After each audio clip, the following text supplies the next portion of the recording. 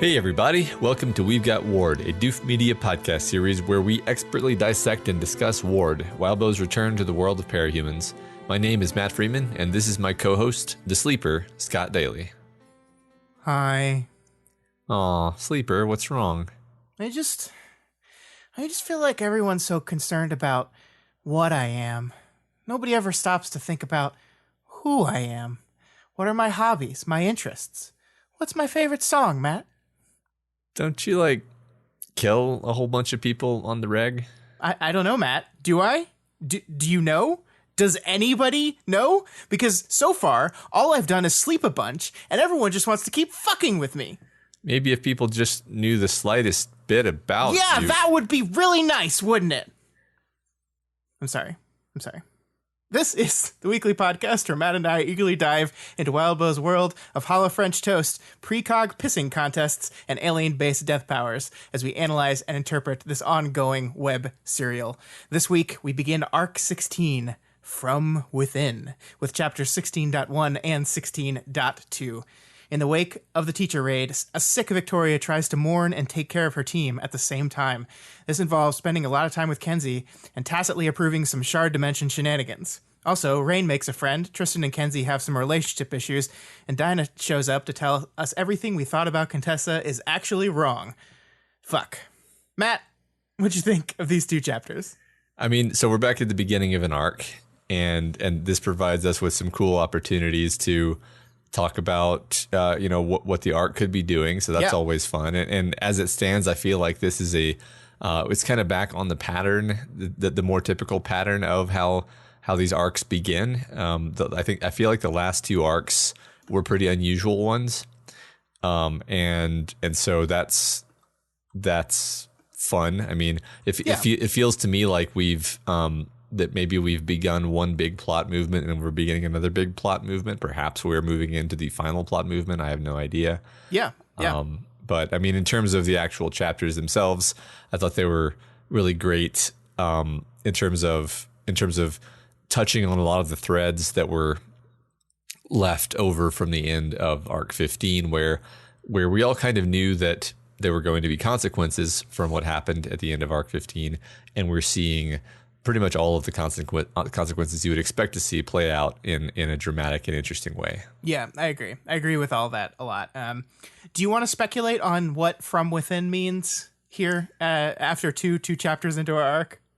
I mean, so the most obvious kind of play on words aspect is that it's light from within, that it's something inside them, and we have this idea of the shard camera that shows, basically it shows Tristan, which is inside Byron, or vice versa. They're going to be presumably looking inside themselves to find the shards. I mean, that's kind of what they tacitly agree to at the end of the second chapter.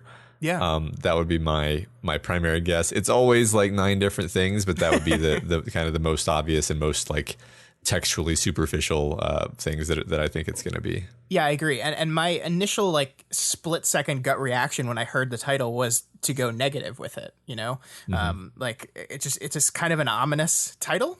But yeah, of course you then immediately make that the light theme, and that is showing some strength, right? The light coming from within. But also we've talked about how traditionally light and those kind of things that we would think as good and truth and justice and those type of things. This book can kind of turn on its head sometimes. So yeah, I mean, we don't know, but I agree. It's very interesting. I want to go to the positive. I think the more I think about it, the more I want to be positive, the less I automatically am negative. But I'm excited to see what this arc has in store for us. I think you're exactly right. We should keep in mind that light does not have exclusively or even mostly positive connotations. Yes, so. Very true. Very true. Cool. All right. So, Scott, I think you had an announcement before we start. Yeah, I launched a new podcast today. Today, as in the day we're recording this, not the day you're listening to it. It's called What You Say. It's a podcast where my wife and I watch the television show, the teen drama from the year 2003, The OC. We're watching every single one of the episodes of that show and talking about it. I honestly don't know how much like cross-pollination there's going to be between the people that like Parahumans novels and the people that watch The OC. But if there's like 3 of you out there, you should check out that show. I think it's funny. It's a lot of fun. If you've ever listened to my wife and I do a podcast, it's always kind of ridiculous. So give it a shot. You can find that on our website. So listen to it. Or you can be one of the people who listens without any understanding of what the OC is as sort of a dataist exercise. Yeah, there definitely are those people, and you fascinate me. So maybe we need to interview some of those people. Yeah. That should be a segment. Interview the people where you're like, why are you listening to this? What is wrong with you? Well, yeah, that's a great thing to do to your audience. Yeah. Excuse me, people that why are you doing? Stop it. All right. Yes, please go check out What You Say. Is that what people type in? What You Say? That is what people type in. Yeah. Okay, cool. And there will be links and so forth. There will be, yes. All right, let's get into 16.1. All right. So the arc begins with Victoria waking up and immediately giving herself a giant paper cut. She's horribly sick and has been sick for 5 days. And we begin the arc with her rumination on how she's spent these last 5 days since the end of the last arc. Basically, what she's done has been to let herself recover while seeing to one priority each day. Yeah, and one of the things we've talked about before is how Wildbow kind of stays true to reality with a lot of like the physical maladies that his characters go through. And I think that's something that you don't see in books that often sometimes. I definitely think like books like to focus on like mental things, like characters go through mental trauma and mental issues, and we usually see how they handle those things. But just like the physical wear and tear of life, books tend to skip over a lot, and Wildbow has never done that, and he doesn't do it either here. Victoria's been pushing herself super strong and hard for a while now, and she's not good. She got an infection and she got sick because of it. And she handles that sickness in just like the quintessential Victoria way, right? It's like, okay, I'm sick. I'll let myself be sick for 5 days as if that's how it works. And I'm going to relax. But in my parlance, relax means only do 5 super important things, not try to do literally everything, which is, It's just that it's a perfect Victoria type of rationalizing she does to herself. Right. I'm going to recuperate. On day 1, I become a foster mother. Yeah, that's recuperation. Yeah. Wonderful. Yeah. So, the text says nothing about this, but I was wondering, like, is this connected to when she got the, like, sickness pulse from the leper? Or is this just, like, I mean, it's possible, right? But yeah. Are we just to assume, like, no, she's just been running herself ragged. She's been trawling around this prison for the previous arc. And just you're going to get sick eventually if you're treating yourself that way. I mean, lack of sleep, not great conditions, serious injuries that are not getting the chance to heal. I'm sure that one cape did not help the situation. I think it's really just a combination of everything. Yeah. And I mean, she's been basically like accumulating injuries for the whole story. Story. Yeah. Like literally, like I think even her like bullet wound from 115 arcs ago is still like kind of giving her trouble, Yeah. That doesn't even bear mentioning anymore, though. No, it doesn't. There's so many worse injuries. And I mean, one of the things I like about this is that of course, these physical wounds and the sickness match her mental wounds, right? She's grieving right now. She just lost someone very close to her, very important to her. And she's got all this stuff. She's got all this stuff, like, I mean, her ripped off skin that's healing is a constant reminder of Amy. And so like, she's just not in a great place. Yeah. But like, one of the things I did notice here, speaking of Amy, is that she does mention Amy in this chapter, but it is not in a way that she had been mentioning Amy in the past. Like, Kenzie does something, and we'll get to it. Kenzie does something, and she recognizes and draws a line between that thing to Amy, and it doesn't cause her to spiral down into terribleness. She just like, oh, that's concerning. So I think like one of the things we're seeing as she recovers and as she heals is that she's starting to kind of scab over on some of her very, very fresh wounds from her interaction with Amy. Yeah, that's true. I mean, it's also possible, like, we know that helping people is one of these things that kind of recharges her, and she's been recuperating, and she's also been taking care of Kenzie for all this time, basically, and perhaps that is helping her, internally, in order to grow. Yeah. And like, one of the things we see is that she's still investigating stuff, though. Even her taking off, she's got piles of documents on her bed. And the two things that she's looking into right now is everything Dragon sent her about the agents. And then we get this weird moment, not weird, but this interesting moment where she has all this information on Professor Haywire, this guy that is the first one to discover the existence of other dimensions. And he kind of went crazy, and we learn he's got like multiple personalities in different dimensions and stuff like that. I was immediately kind of drawn to this as something we're bringing up in the story that feels like we're doing it intentionally, that we're reminding the audience that this man exists and that he is part of everything. I mean, it could just be like a throwaway reference, but it didn't feel like that to me. I agree. When I read it, I was thinking, like, are we being primed to actually run into Professor Haywire or Professor Haywire's technology at some point? Yeah. And you're exactly right that just the way Wildbow does world building and the way Victoria is as just being a cape nerd, this could just be a throwaway bit of world building where, Sure. I mean, it just makes the world feel real. But I wouldn't be surprised if we did. I guess at this point, I might predict it more likely we're going to like see his tech than him specifically, but it could really go either way. Sure. Yeah. So as Victoria starts her day, we find that Kenzie is staying with her, like we said, Kenzie being her day one thing. And she reflects on having watched the video of Kenzie reacting to Ashley's death, Oh, my God. which is described in detail, and it's just gutting. Yeah, I mean, I got like, I immediately went into grief mode all over again, right? It had been a week since I read this book. I had almost a week to process the death of one of my favorite characters in the story and how sad I was about it. And then I open up this book and immediately we're hit with this image of Kenzie like just losing it because of the death, and it just wrecks you. Yeah. I love this scene generally so much. This early morning scene, like, it's just, we're seeing like Victoria is taking care of Kenzie the best way she can. She's indulging her a little bit. There's those half-eaten ice cream cones everywhere.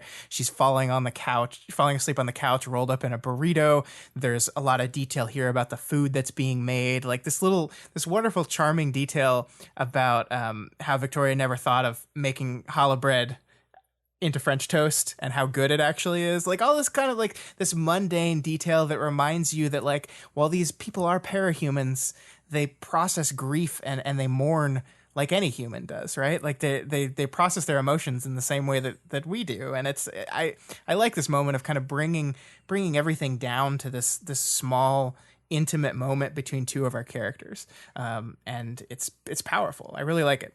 Yeah. There's almost nothing, parahuman about the beginning of this chapter. It's just, in a cinematic sense, it's all just in this kind of homey environment, two people having breakfast together, very, very mundane tasks. Yeah. And I think Kenzie's use of tech to kind of take the TV screen and throw it out on the wall almost interjects in this very homey, mundane scene, right? Like, no power is being used. I like the beat at the very beginning of this chapter opens that Victoria gets up and forces herself to not fly to get up, to stand up. She makes herself do it manually. And so, yeah, it is this kind of not necessarily jarring, but like it's just like, oh yeah, powers are a thing, and that's going to be a whole issue, right? Like it just kind of like runs into the scene. Yeah, that's really interesting because if I had flight, I would literally never get out of bed under my own power. Sure. Yeah. It would always be flying. Can we just talk about Tattletale hugging Kenzie as she sobs? I don't even have anything specific to say about that other than it's just a wonderful moment that is like, so like, it's a wonderful moment of kindness that tells us so much about Tattletale. I just love it. I love it so much. Yeah. I mean, it's a wonderful storytelling touch because clearly we've been building this thing throughout the story of Tattletale having this, it seems strange to call it a complicated relationship with Kenzie because they've barely talked really. but I think I would it's say true. it's complicated, yeah. Like I think it's complicated in the same way like Tattletale sees a lot of herself in Kenzie's problems, and you know, is uniquely suited to see all the downsides of who she is. Yeah. But also is I don't know, she seems to have either come around or just kind of proximity has activated her more nurturing instincts. And Yeah, I mean, I guess her lens like has opened up a little bit and let more people in it, right? Like at the very beginning of the story, she was very focused on her people and her people only. And the reason why she immediately didn't like Kenzie and didn't really want Kenzie around was because it represented a threat to Chicken Little, which is her like primary concern. Yeah. And I think this shows some cooling of that a little bit. Like Yeah. she's let down that guard a little bit. And Yeah. I mean, she didn't have to hug her here. And you could argue, I guess, if you wanted to, that this was just a stopgap to make sure she doesn't go crazy and hurt and like do anything bad. But I don't think so. No, I don't think so. It doesn't sound like a move she would make. Like she's a very she's a standoffish, arm's length type of person. Like she's maybe I can only ever remember her hugging like Taylor like once or twice. Yeah. And that's like her closest person. Right. And so it feels genuine and heartfelt, and it feels like she's, you know, the normally snarky and dismissive person is actually sympathizing with her loss here. Yeah, I mean, we have to remember hugging is a thing for Kenzie, right? Yeah. And what I like about it is in this moment, I'd never like. There's been times in the past when I've seen people hug Kenzie, and I'm like torn between, oh, good, she really needed that, and oh no, this is bad. And there was none of that in this moment. It's just like, you know, even with your rules, there are times when you just need someone to hug you, Yeah. right? Like so, and I think that was this moment. Yeah, I kind of want to reference the recent video game God of War here, but instead of referencing it specifically, I'll just say it's always a really effective technique when you have a character who's very stoic and not emotive and doesn't tell you what they're thinking, who then sort of suddenly displays a lot of heartfelt empathy. It's like it really is connects to you, I think, better than it would if it was a character who just sort of habitually was good at expressing themselves. So what you're saying is Lisa looked at Kenzie and said, "Boy, hug me." Yeah, I think that's exactly what I'm going for there. Yeah. Okay. Boy. So I kind of wish I had made this a formal prediction previously, but I do remember seeing a lot of comments over the last couple of weeks that were basically about things that were quote unquote missing from the climactic battles that we saw in the last few chapters. Mm-hmm. And I always just assumed that those things weren't missing, that we were just going to effectively see or hear about those scenes later in contexts that worked just as well or better. And see what's happening here with Victoria recounting the video footage is basically that. Like, basically, why punch us in the face with the sad moments over and over and over, like in sequence until you become numb, when you can kind of bottle up those sad moments and then use them to better and more precise effect later on. Yeah. I mean, so like this is a story about recovery more than it is a story about trauma. So we didn't show the scene at the moment of the trauma. We're basically saving the scene about the tragic loss and repurposing it in context of a scene about grieving, where grieving is part of recovery. Yeah.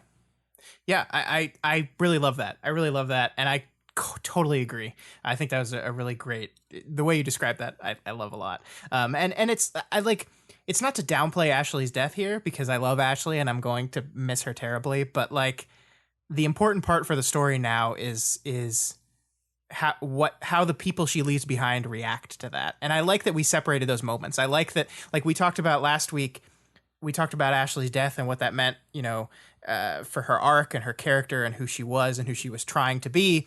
And I like that moment and Kenzie's reaction to it got to be separate. Like I specifically, like I had a part in the script originally where I was like, let's talk about how Kenzie's going to react to this. And I think while we were talking about Ashley, I deleted that from the script because I didn't want to do that. I didn't want to have those two conversations occur at the same time.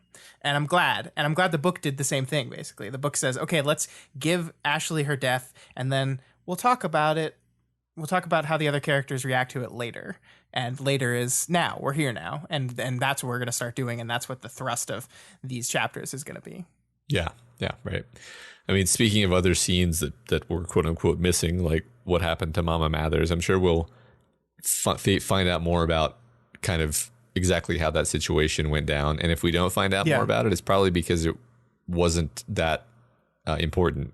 Yeah. You know, like it's not resolved, and it'll be resolved later, and then that'll be the time when we actually see what happens. Yeah, I mean, I went back and listened to our conversation about that, and I think I managed to convince myself of the technique that happened in that chapter, like even more so. Like I think the decision to pull away from our characters, to be out of their heads, to be in the heads of all these bad people, and not resolve all that thing was a very specific choice that I think added to just how kind of whirlwind and crazy the end of that scene was. And now in the aftermath, we're going to take time to really dig into what all this means now. Yeah, I think you're right. So going back to Kenzie, she does actually seem to be dealing with grief in a healthy way. And I think as we'll see over the course of these 2 chapters, it seems like she's having a harder time getting her head around the quote unquote betrayal of the chicken tenders than she is in dealing with Ashley's death. I mean, she's obviously hurt by Ashley's death, but that's almost a more simple kind of pain than what she's struggling with her friends. Victoria herself kind of highlights this for us. She says, "I have no fucking clue how I should read the things like Kenzie crying and sobbing instead of smiling, or her getting angry in a way that showed, like here or with Chris. Was that growth, genuine and healthy displays of emotion, or was it worrying because she was getting upset and ranting a bit, that she was grieving, or that her emotions were running this high?" Yeah. So, you know, we're uncertain too, right? Yeah. I mean, that's the eternal Kenzie question, right? Is like the question that you and I have been wrestling with throughout the course of this book. And I think most of the readers have, is like, how worried about Kenzie should I be? I don't know. And I think Victoria is basically verbalizing that same thought, that same uncertainty. And it makes sense that we are uncertain when our point of view character is as uncertain as we are, right? And yeah, I'm inclined to agree with you that she seems to be doing okay, all things considered, but I don't know what to make of that, right? I don't know what to make of that. I think perhaps the fact that she always kind of felt like Ashley was going to leave her, this is a thing that she echoed multiple times. Whenever Ashley would say, "I'm not going anywhere," she would say, "I was like, well, you could, like, you don't know for sure. You left once before."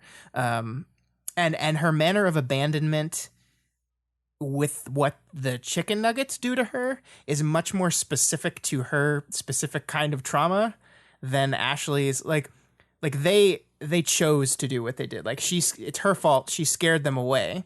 Ashley didn't choose to leave her, right? Like Ashley was taken from her. So it's a little different. On the other hand, I do think you can make the argument that she's pushing her grief about Ashley and losing Ashley into her feelings about the chicken tenders, right? Like she's taking that pain and that anger and pushing them into these people, so she doesn't have to focus on Ashley, which that's not healthy. So right. I don't know.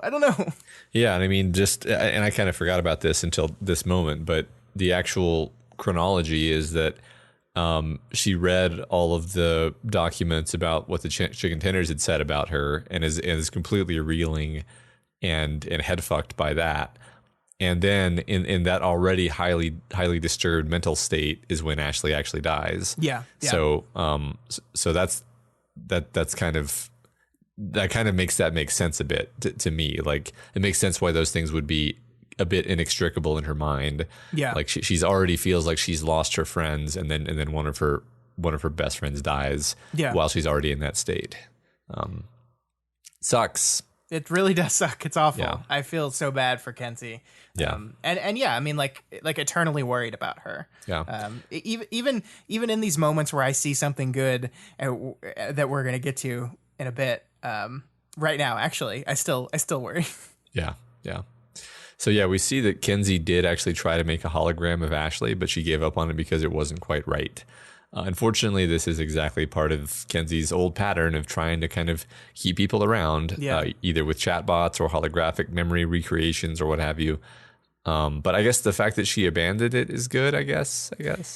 Yeah, I mean, Victoria, like we said earlier, Victoria connects this thing of hers, this didn't get it quite right, she draws a line directly to Amy, and what Amy did to her. So because of that connection that our point of view character makes, this conversation doesn't leave a good taste in your mouth, right? Yeah. But that could be more about Victoria's ongoing issues than it is about Kenzie specifically, right? I believe Kenzie here when she says she's not going to work on it anymore. She's going to stick to old projects. And I think that's just because I don't think Kenzie lies very often. Like, I don't think she tells outright lies. She does lies of omission. She's secretive. She hides things from people. But I don't think she outright says something and then the opposite of what she says is true. Yeah. So right. I believe her here. So that is good. I mean, honestly, I think that maybe this is overly simplistic, but my take about what's going on with her right now is that she actually has made a lot of real progress. Sure. But because she's just been completely, devastated by this series of losses, and these losses, at least some of them, stem from her perception, basically the perception that her friends don't think she's made any progress. She doesn't think she's made any progress. And now she's really down on herself and thinks that she's worthless and unlovable. And really the problem is that her friends are preteens. Yeah. And like, I think my favorite line in the next chapter is, cool people can be wrong and do messed up stuff still. Like that, especially when they're young and still struggling to figure themselves out. Yeah. I love it. I think that's a good point. We can return to that line of thought when we get to the next chapter where they're talking about that. Yeah. So for now, they fly over the city heading to visit Byron, and we get caught up on the state of the city here. We see the megalopolis is being evacuated again, and people aren't too happy about it. I mean, understandably, right? Like, this whole story has been just this crushing, grinding, soul harrowing ordeal for the people of the city, and now they're having to evacuate. So yeah, it's extremely demoralizing. I love that Victoria says we didn't even name it. We never even gave it a name. Was it just because we knew this was going to be the end, that we were going to end up leaving it, having to abandon it? Yeah, it's really rough. Right. I want to talk about the flying though, because I do like this as like a very, subtextual callback to very early in the story, right?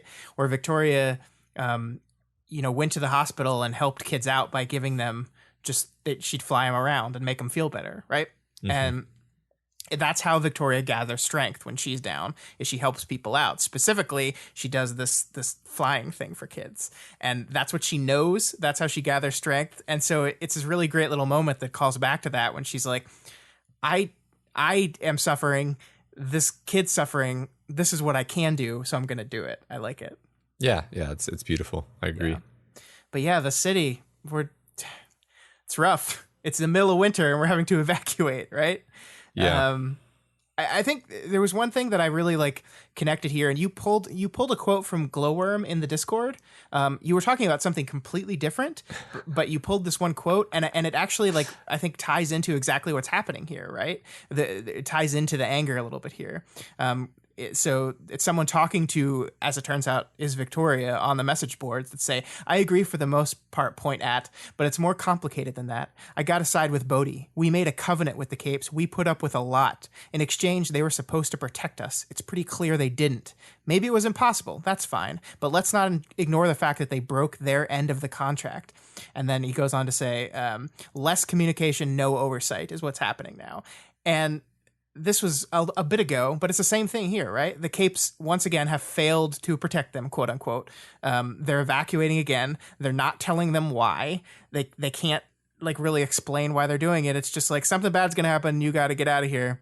The oversight is completely by Capes. There's no, it's the same kind of thing people were complaining about. Only now it's winter and you're being told you got to leave your home. Yeah, I mean, there was a lot of great language in that chapter in particular. People were accusing the Capes of being aloof, not giving information. The same exact thing is happening here. And so many of the plot lines of this story have revolved around these people have worked really hard to build their own homes in exchange for some ownership rights of those homes, and now they don't want to leave the area.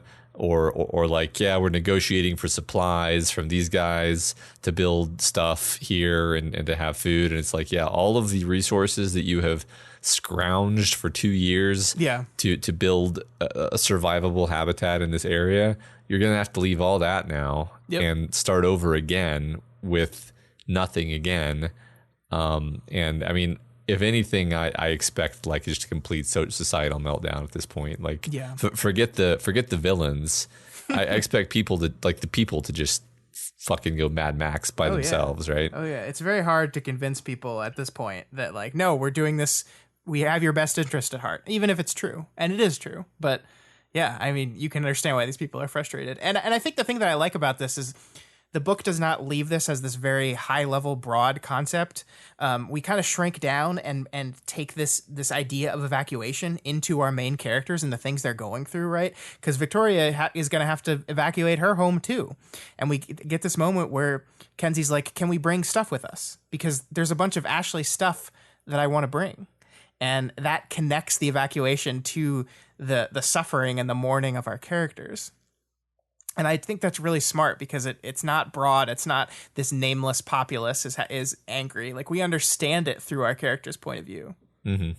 Yeah, it anchors it, right? I mean, the story is covering so many different ideas that it actually is important that if you want to actually feel that, then you need to connect it to our actual characters in some way.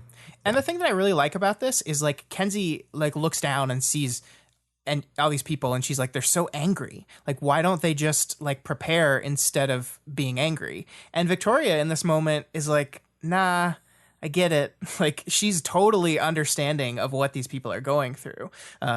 And I think that's really interesting because she's at times been frustrated with the non-capes and how they're reacting to certain things and how they're making things harder and more complicated for people who are just trying to help them. But in this moment, she's like, nah, I get this. Like, like, I totally understand. These people just want they just want one place where there won't be a world-ending threat every few years. Mm-hmm. And like, I think that's really fascinating. I really like seeing Victoria like get into a point where it's like, I get it. I know why. I know exactly why they're so angry with us. That's true, because even in that Glowworm chapter, she was basically reacting with defensiveness and frustration. Yeah. I mean, I think there's always been some level of understanding, but yeah, at this point, she doesn't even have a hint of that defensiveness anymore. She's just like, yeah, this really sucks. Well, and I think it's because she agrees with them, because she's really downtrodden and disappointed too. Like, throughout both of these chapters, we see her just like, I can't believe we're just going to have to abandon this. All these things that we've done, all the work that we put in, we just have to leave it behind. And we know from, her point of view that was one of the things that really, really frustrated her back in Brockton Bay, that she felt like she wasn't making any progress. And that's kind of what led to her the slow ramp up of force, that she was just getting so frustrated. So this is, triggering in her a very specific memory to that time. Uh-huh. Yeah, that's true. Yeah. And that memory of the potential abandonment of Brockton Bay is going to be something that's brought up again in this chapter. Yeah. Yeah. So they head to the bunker, through the bunker to Teacher's captured headquarters. So what do you think about this? Because, like, I think practically it makes a whole bunch of sense, right? Like, here's all this space, there's all these utilities and facilities there that we can use. Why not use them? But, like, symbolically, I'm talking, like extra textually, it's like we're having this, like, these people inhabiting this base that belonged to a group that made bad choices in the name of goodness, and then was taken over by another group who did the same thing, and now the wardens are there. I mean, does that predict a similar path? I wasn't thinking about it on that level necessarily. I did notice that this is the former Cauldron headquarters, former Teacher headquarters, and they're not even calling it New Warden's headquarters, right? They're just like, this is basically office space for whoever has had the muscle to take it at this exact moment in time. Yeah. And I mean, unfortunately I do see this pattern here, this idea that basically the wardens are sort of taking on this role of being the ones who are going to have to make the tough calls, right? Because they're already starting to. They're forcing the evacuation. I'm not actually clear if it's an evacuation from Gimel or just an evacuation from the vicinity of the megacity. Yeah. Because I don't know where they're evacuating to, so I don't know. I thought there were other. I thought they mentioned tent cities in other. I assumed other worlds, but I actually don't. I actually can't back that up. Yeah, I just realized that I didn't even realize I wasn't sure about that until now. But yeah, basically, they literally are, like you said, taking on this role of I guess making the utilitarian choice of making a bunch of people suffer in order to save them from being eaten by interdimensional monsters. So yeah, and I wonder if the story is commenting on this general idea that the second you position yourself to fill that void, you start becoming the type of person who makes those choices, and what that says, like, cause I mean, like some of the high level people in the Wardens are some of the quote unquote best humans that exist in the Capedom, right? Like we have Miss Militia there, we have Chevalier, we love these guys. I wonder what we're saying. I don't know. Right. I mean, yeah, it's to butcher what Contessa said, like when you're the one who's forced to make the calls, all you have is ugly trade-offs. Sure. That's sort of true on a level whether or not you have the certainty that she has. Yeah. If you just have enough information, that can be true. Yeah. So, yeah. Interesting. Very interesting. So they run into Defiant in the elevator as they make their way in. And I mean, this whole chapter is just about making us love this guy, right? Yep. She shows him some Tinker Tech that she's been working on. Victoria looks at it and says, "Not a cube, huh?" "It is," she said. "She's right. It is a cube," Defiant said while investigating the thing that wasn't a cube. I love that. Yeah. Fucking Tinkers, man. It's awesome. Yeah, I really love this moment. I mean, we're going to talk about this whole elevator conversation for a bit, but like this moment specifically shows to me that Defiant and also Dragon can be a person and can fulfill a role in Kenzie's life that Victoria cannot, right? Like they have specific knowledge and specific awareness of Kenzie and part of Kenzie's life that Victoria just cannot understand, and understandably so. And so, like, I love this as like this ongoing kind of implication that Dragon and Defiant could maybe be the exact kind of family she could really use. People that understand her on her tinkering level. We'll see through Defiant a person that understands her on her past mistakes and that level as well. It's really interesting, and I like it a lot. Yeah, and her proclivity for making AIs will be very handy in a relationship with They're not Dragon. AIs, Matt. The text told Victoria that, and therefore us. We didn't call that out, but that was great. This is a great indication of the author talking to his audience. Yeah, I mean, but while it was a bit funny on that level, it's also quite credible that Kenzie would be like, "Stop hassling me about that. Yeah. I'm embarrassed about it already. I just made a chatbot. Yeah. No one thinks Smart Chat is an AI Yet." So is it weird that I'm much more on Kenzie's side in terms of worrying that the multidimensional space monster is going to reach through the glass if he tries to take a picture? Because Defiant just dismisses this as a concern. Yeah, I don't know. I mean, Defiant has kind of earned our trust, right? So, like, if he says it's fine, I kind of think it might be fine. But I do agree with you that, like, there could... I mean, like, I think what we're doing here is we're setting up this long game of the type of exploration that Breakthrough is going to be doing could blow up in their faces in very, very bad ways. Yeah. So I think it's okay to feel that way. Yeah. I guess the only... like the counter argument that springs to mind is that the shards are so like single-minded and kind of like, Valkyrie has said, like they kind of become the masks they wear. Like it might not even occur to them that they, I don't know how to phrase it exactly. Like that they could take advantage of this thing. Yeah. Like they seem to think so much in terms of their actual powers that like they don't act like interdimensional shards anymore. They act like the power. Yeah. So I don't know. It's just interesting to think about. Yeah. And then Defiant goes on to say that he considers Kenzie a friend. Yeah, and to loop back to what you were talking about earlier, she pushes back on this really hard, right? She's like, "You don't want to be my friend. You don't want to be my teammate. If you knew the things I did, you wouldn't want anything to do with me. I wreck everything." It's her grief and her doubt and all this stuff showing up here. And I love that Defiant in this moment refuses to back down on this point. He's like, I've seen your record. I know exactly what you've done. I still would want to be your teammate. I still consider you a friend. He identifies with her. He explains how the mistakes he made and how the difficulty having friends he had. And it's really wonderful. Yeah. It's very heartwarming. You know, like the beginning of this chapter is extremely Kenzie heavy, and actually overall this whole arc so far is very Kenzie heavy. Just pointing that out. I mean, it's kind of obvious, but it's becoming even more obvious as we go through this. Sure. Yeah. So the conversation with Defiant actually jumps across a lot of topics and serves as quite a good info dump.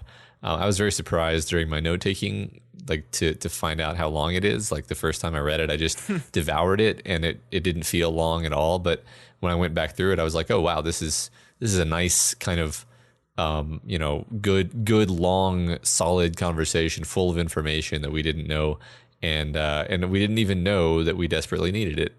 Yeah, I mean, there's some exposition backfilling here where Defiant explains where the hell Dragon was during the entire teacher raid, and therefore where he was as well.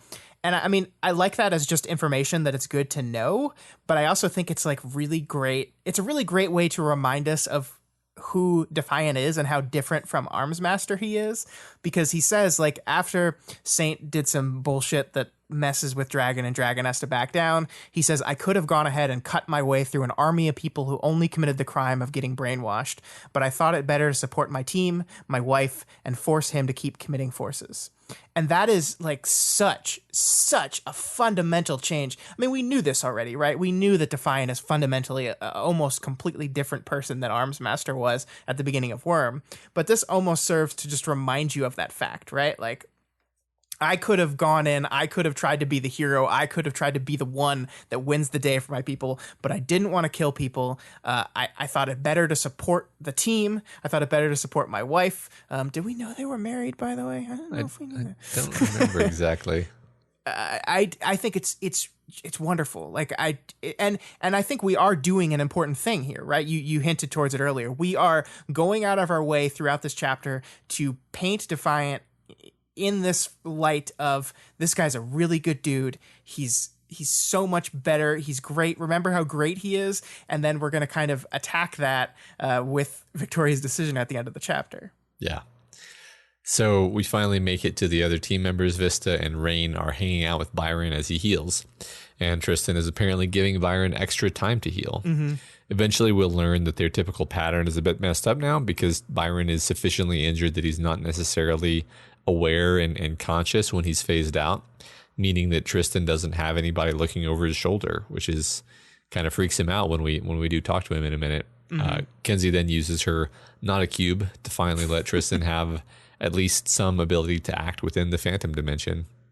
Yeah, I mean, that's really great. He can't speak yet, but we're getting there. We're close, right? Yeah, I mean, I don't remember when this was first mentioned, the possibility of her working on the Capricorn cam, but we've been waiting for it for a long time. Yeah. And then we get, I think, the most important line in the chapter to me with this Tristan Byron relationship is where Tristan says, that makes the first time in years he's not looking over my shoulder, Tristan said, sounding awed or stunned or horrified, if not all three. Maybe that's a good thing, Vista says. Maybe, Tristan says. And oh my God, the implications of this are huge, because there's like, I feel like there's specifically textually, there's three different emotions going on in Tristan at the same time. But the richness of each of them is so fascinating to me, because on one level, you know, he feels relief, right? Like there's got to be some relief there. And then there's got to be some guilt about feeling relieved there. But then also, you get the feeling that they've been this way for a while, that he's so used to him being there that the absence of this person really affects him. And all these things are kind of like contradictory emotions, but they're all there. And I just love it. I love the idea of that.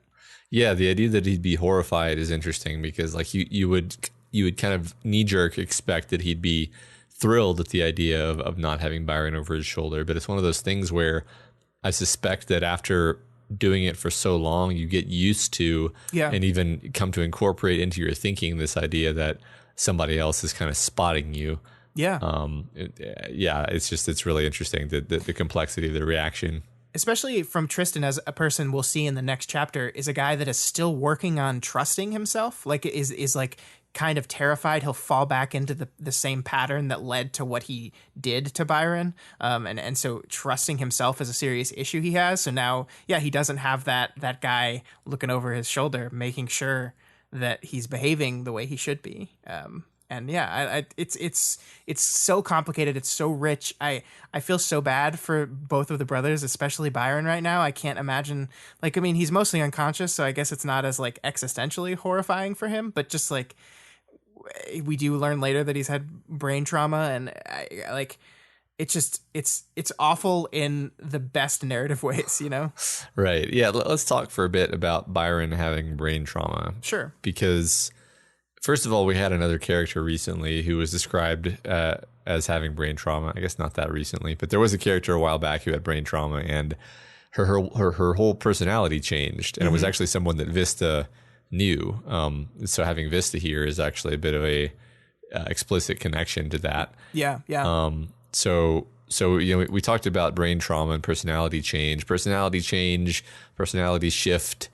The liminality of personhood have been things that we've been talking about throughout the story. There's also the idea that a shard is brain trauma. I mean, it's something that stabs you in the brain and changes things. And of course, in a very real sense, all trauma is brain trauma because that's where the trauma happens. True. Very existential of you. Yeah, I mean, I love this idea. I love the idea that, like, is his personality going to change? Like, the implications of that are really fascinating to me. Because we've kind of seen that while the Capricorn brothers are, of course, not great, and they're never going to be perfect as long as they still have to exist in a world in which only one of them can exist at one time, they have been making progress, and there's been serious, like, good steps. Yeah. But Byron's personality changes. What does that mean? What does that mean for their equilibrium? How much does that throw it off? I don't know. The implications of that are terrifying. Yeah, I don't want to think about that. It's upsetting. Yeah. I just want them to be happy. Plus, I mean, that's like, you know, talking about personhood. Like, I don't like, is he fundamentally not Byron anymore? I don't know. Like, right? Like, it's just like, yeah. Brain trauma is the worst. Yeah, it is. So Defiant speaks up when they mention the possibility of using Kenzie's shard cam to influence the shards. Too dangerous, obviously, yes. Breakthrough tacitly agrees that they're going to do it. Yeah, and I mean, basically they're saying they're going to try to fuck around in Rain's dream room, right? Like, Rain specifically said when he saw the door that he sees it every night in his dream room, and it's like, oh, that's the way into Shard World. Or let's do it. And yeah, and Defiant is just like, no, that's fucking terrible idea. Don't do that. I don't even trust Dragon with that kind of power. Yeah. And again, I think this circles back to what we've been doing for the entire chapter, is setting up Defiant as good guy, really helping out our characters, really cares about people, cares about Kenzie, doing the right thing for her, really working at being better. And so when you establish this character as this guy, this kind of beacon of goodness, and then you have this beacon of goodness tell your characters, don't do the thing, and then the characters go, oh, we're going to do the thing, though. The result there is a feeling of unease and ominousness, right? That this is not a good direction our characters are heading in. Right. I mean, because honestly, you might just be kind of excited and psyched if you didn't have this very competent and knowledgeable voice there to be like, no, please don't. And it falls into one of the things that I love about Victoria as a character. I mean, like, this is specifically, you know, tying into a lot of her personality traits, one of them being the scholar, the person that wants to know, right? And we'll see in the next chapter, she lines up one of the things she wants most of all is answers. And so now we're seeing how this personality trait that is, you know, is a good thing to have, being a studious, scholarly person that wants to find things out and wants to discover things and what they mean and what they're for is a good thing. But I mean, when you have characters in a story, you want to build conflict around who they are. And so this is a way of taking that personality trait and maybe pushing it to a place where it gets bad. It gets not the way to react. That your quest for answers is so powerful that you push on in a place where maybe you shouldn't. Yeah, she's so excited to see if they can that she's not going to stop and think if they should. Wow. Perfect. To paraphrase Ian Malcolm. I think everyone knew. Who you were paraphrasing. You guys seen that Jurassic Park? You seen that? You should check it out if you haven't seen Jurassic Park. It's a little known 90s film. Yeah. It's an old movie. It's a vintage 90s film. Yeah. All right. Let's move on into chapter 16.2. All right. We catch up with Breakthrough in a big multi-team meeting with the former in the former teacher's HQ. We're still there. And yeah, we kind of already talked about this idea, but just this fact that this same location has changed hands several times, and simultaneously the populace is being forced to evacuate their evacuation refuge. Yeah. It's kind of this like people are continually moving through spaces and out of spaces, and I don't know what to make of it. It's just something that I kind of caught on to. So. Yeah, I mean, what your reference to it here did for me is kind of realize this idea that we've talked about before, that Worm is a story that deals with cycles, right? I mean, textually, the shard cycle, subtextually, the trauma as a cyclical thing, right? And so now we thought at the end of Worm that we killed the bad guys, we won, we broke the cycle. And now we're kind of seeing things kind of fall back into familiar patterns, right? Where the cyclical nature of things seems to be happening again. And that's a cause of concern. It's really interesting. I don't like it. Yeah, I don't like it. I was kind of trying to make a little analog to like when they were on Bet, it was gestation. When they're on Gemmel, it's migration. I don't know. I don't know where to go. I was trying to predict what the next movement is going to be based on that, but it's not so easy. I mean, the problem is migration's already an arc name. So. I know. So, yeah. Naphtha is the cape leading this discussion, and he just has this endless list of situations that need help, and he's just kind of offering them to the heroes on a first-come, first-served basis. You get the idea that there's just so much going on that they're basically in this chronic triage mode now. Yeah, and he's got this oil slick power that makes everything around him like slippery and gross, and he can't turn it off, and it's gross and cool at the same time. Yeah. I wasn't sure if he couldn't turn it off or just chose not to. Yeah, it seems like it like doesn't stick to things once he's moved away from them. So it does there's no nothing. real downside. But except it's grody looking. Yeah, I don't know. I thought it looked cool. I thought it looked cool in my imagination where I saw it. Maybe your imagination just didn't render it correctly. I mean, does it make everything around him like super slippery? I was visualizing like a black but like also iridescent oil coating.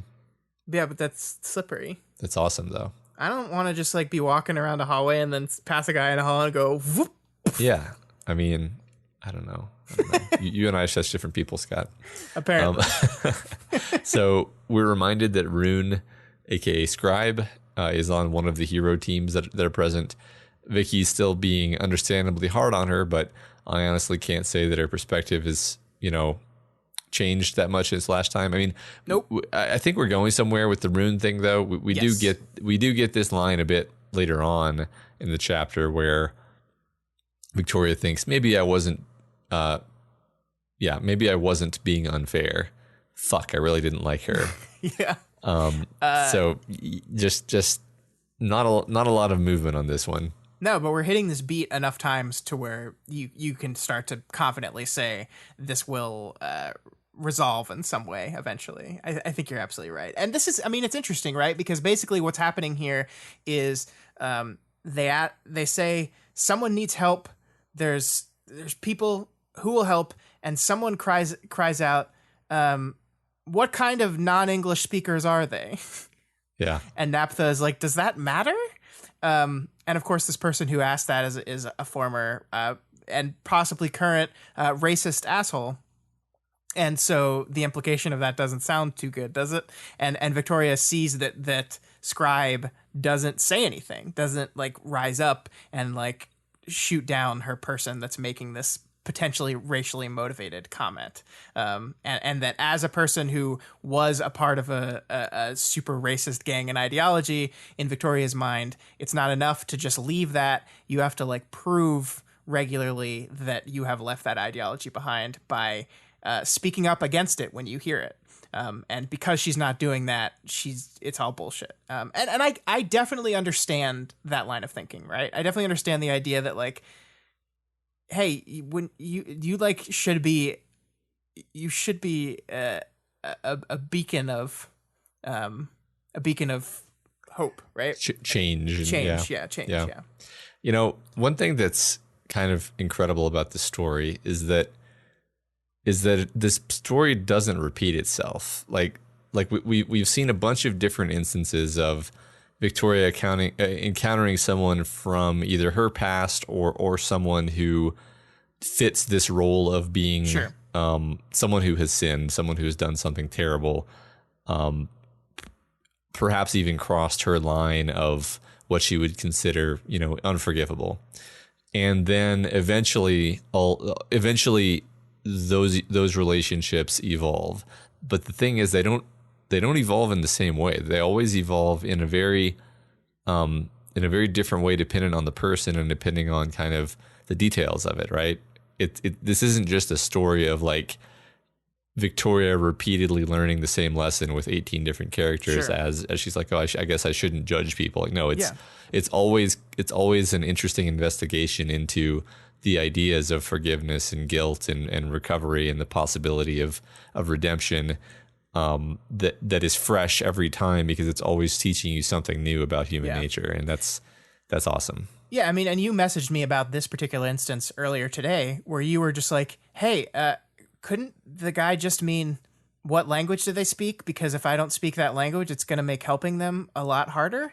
And Victoria just sees this person as next to Scribe, attaches racist motivation to it, and then punishes her for not speaking up against something she's attached to it. Like, right? I mean, that is definitely a possibility in this scenario. I didn't want to go too galaxy brain on the story, but like that's kind of the first place I went, is like, oh, like it's entirely possible they were just like, oh yeah, we have a multilingual person on the team, and it would be good to know if we know those languages, and then we could help save them more easily if they speak our language. And it's like, yeah, I don't know, that's kind of a bizarre stretch, but also it's fun to imagine that maybe Victoria's just dead wrong on, the motivation behind this statement. Well, I mean, we do see I think the thing that supports this to me is later in the chapter we see Scribe is talking to her group, and she's like doing this like broom floaty trick, and like and I think Victoria comments on how she's talking only loud enough to where the people immediately around her can hear,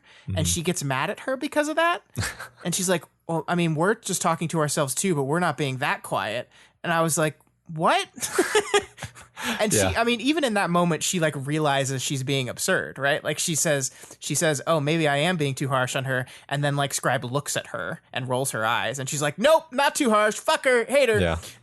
It is. I think that read of the non-English speakers thing supports what I see in Victoria as a little bit of presumption, unreasonableness when it comes to this character. Yeah, I mean, it'll be really interesting. I'm sure, like we said, I'm sure it's going somewhere. Yeah.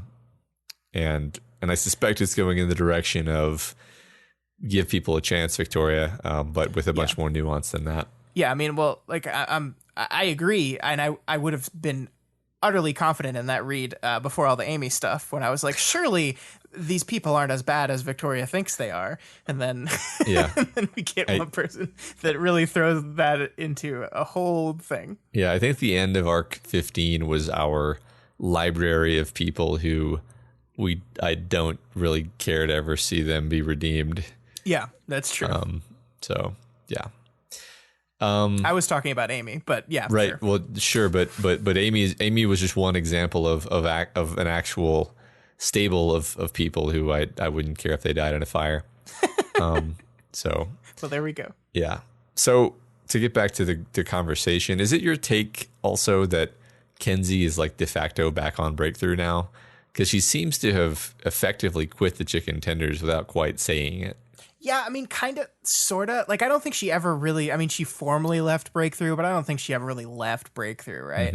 I think what she's doing now is just avoidance, right? Like, I think she mentions later in the chapter that she did work a job with her team a day ago or so, and the entire time she was there, the entire time she was there, she was uncomfortable, and it was like this awkwardness between them. So she's hiding. I mean, that's kind of what the first chapter says, right? Is that she's staying with Victoria. She doesn't want to leave. She knows she can't stay there forever, but she right now in her grief, she doesn't want to deal with it, and so she's just not.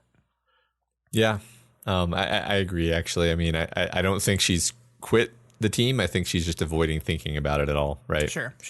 Yeah. So there's a discussion here of Rain putting up Love Lost for more hero work, and his teammates are pushing back on whether he actually wants to basically earn her amnesty for her. Yeah, what do you think about this? I think this was really a really fascinating conversation. Rain acknowledges that maybe part of the reason why he wants to go easy on her for the cradle stuff is because he wants to go easy on himself too. So he's kind of acknowledging his bias here. But Tristan serves up this idea, and Victoria agrees with this thing where he says, I'm just saying, what happens if we do this 20 more times and she's whittled her sentence down to nothing by deals she's made? It doesn't feel right that she'd be back on the streets anytime soon or go unpunished for what she did. So, I mean, I don't like... I'm just very interested in this idea that, like, what if she earns her freedom in a very specific way, but it is not a way that makes these people comfortable. And I don't like that. And that's what they're saying. Like, I don't like that. I don't like that idea. There's so many dimensions to this, actually. Right. Because like they're in this admittedly terrible situation where they're desperate for heroes to help them. It seems, just from a purely like quid pro quo standpoint, that if somebody's willing to put themselves at risk a whole bunch of times to save people, like, can't that earn freedom? Like, Sure. like what is the point of putting her in the prison world if she demonstrates a willingness to, I mean, to put herself on the line? Yeah. For something. We have this phrase, pay your debt to society, which we kind of use flippantly to be like, yeah, he served his sentence. He paid his debt to society. It's like, okay, what does that actually mean? Like, all they did was they put him in a jail for a long time. That's not, I don't see how that pays a debt, but what she's doing here is actually paying a debt if you think about it. So, right. And the idea of going unpunished, like there's multiple ways where you can be punished for something, right? And I just like, I from the Love Lost we saw in her interlude around the cradle stuff, as she realized what he was doing to her, is a Love Lost that I think recognizes the horror of what she's done. So, I mean, I think she's punishing herself all the time. She's punishing herself for her daughter. She's punishing herself for this. And she's dangerous. I'm not going to say she's not dangerous. I'm not going to say what she did wasn't awful. It was awful. I just think it's interesting, especially coming from a person like Tristan, who would be like resistant to someone earning the right to exist, to be free, right? Yeah. Like someone who did an objectively awful thing, a terrible, terrible thing. Tristan wants to dictate the terms for someone else. Right. I mean, all of this is made kind of crazy by the amnesty, right? Because so many people did worse things, but they did them slightly over 2 years ago, and so they're just blanket forgiven, or not forgiven, right? but they're not in jail. Love Lost triggered and then did her bad things after the amnesty, and thus is held fully accountable. Sure. Yeah. It's interesting. It's complicated. When you draw arbitrary justice lines like that, it gets really complicated. Yeah. So the team discusses going to fight the machine army, which is just continuing its approach and now employing some scavenged interdimensional tech. Great. Yeah, it seems like the book is kind of just reminding us of all these long gestating threats, right? Yeah. Man, I feel like that's going to come up soon, but I don't know. I've felt that way for literally a year now. So, so Tristan mentions that barcode is no longer something they need to worry about, and instead they've been using their contacts in barcode to pursue other things of interest, like Paris other people who might try to blindside Breakthrough, and Tristan's old boyfriend. So the thing that really jumped out at me about this conversation was the percentages that Byron's talking about here, right? Because he says the things they're doing with Barcode, the things they're looking out for is 90% for Byron. 90% of what we're doing here is to make Byron feel comfortable, to help him with the stuff he's going through. It's 5% me covering my ass, and of course 5% me looking up my old boyfriend. And I just like want to tie this back to Capricorn's existence early in this book, where they were very formal with their split, right? It was a 50-50 split time-wise, right? Like, you get 2 hours, I get 2 hours. If anyone takes more time, that's time they have to pay back, and we have to split everything 50-50. That's fair. It's the most fair way to do this. And it didn't really work, right? It probably did for a while, but like there was a point in the story where we saw their relationship collapsing. We saw like tensions building, and we saw Tristan, who is a guy with a very strong personality, kept taking more and more of that time. And we saw this kind of crumble. And now, like from that moment on, from the arc 9, I think it was on, we saw their relationship be a little bit more symbiotic and less like strict to percentages, strict to it has to be 50% you, it has to be 50% me. They were much more in sync with each other. And I think seeing this 90-10 split we're basically making here shows Tristan's willingness and ability to like give the time where the time is needed, allow the other brother to have more of something, that it doesn't have to be half and half. It doesn't have to be 50-50. This recognition that what he did was horrible and fucked up. And in order to make it right, 90% of Barcode should go to Byron. This should be about him more than it is about me. And we're kind of also seeing that in his willingness, rightly to cede his time to Byron to heal as well. Like he's giving up his existence to allow his brother to heal, and that is the right thing to do, and he should do that, but he's doing it. Yeah, I love this idea of the split of the resources as being a metaphor for how they're just kind of splitting all of their resources. That's pretty cool. I like that. I wonder though. Part of me wonders, and maybe this is just getting back into worry about their relationship. I wonder if you asked Byron what percentage of the Barcode stuff was for him, if he would say, yeah, it's 90%, or if he would say it's a little bit closer to on par, right? Like I wonder how he would, because I mean, I think Tristan's issue has been continuously that like he doesn't perceive what he's doing as being overbearing and unfair. So I don't know. Yeah, I mean, it's always in real life. There's with real people, there's a very real risk of backlash. Like if you have someone who feels like a person with a strong personality who's used to getting what they want, who's just sort of naturally self-centered, and then they feel really bad about something and they go for a while putting a lot of energy into not being that way. I think there's a very real risk that just ends up in a big explosion where they say, you know what, fuck this, I can't take this anymore, you're asking too much of me. And if anything, it ends up worse than it was in the first place, because now they don't even have the inclination to play fair anymore. That's the worry, right? Especially since Tristan's existence, when he's having to spend less and less time up front, isn't synced anymore. So he's literally just in like existential horror dimension where Byron's unconscious and he can't move and can't do anything, and he just has to sit there for hours and hours. I mean, I think you're right that this could blow back in a very serious way. Yeah. So the discussion of old boyfriends segues into a discussion of Kenzie going and clearing the air with the chicken tenders. And it actually develops into quite a long and involved and fascinating group therapy session for where Kenzie is at right now. And I think, like we were saying closer to the start of this show, she's overtly matured and improved. The whole team is able to notice the improvements, but she herself is even more down on herself than ever.